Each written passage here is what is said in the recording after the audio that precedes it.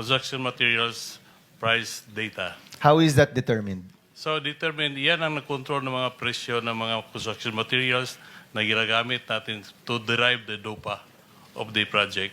So lahat na yan, sir, before naibigay na yung authority ng CMPD sa mga implementing offices sa region at sa district, at ngayon ibinalik na natin sa central office para makontrol natin Ayun. ang mga presyo. Bakit niyo po binalik sa central office, Director? Kasi mayroong mga discrepancies na, sir. Na Okay. Maski yung kapitbahay na district office, Ang lalayo ng presyo.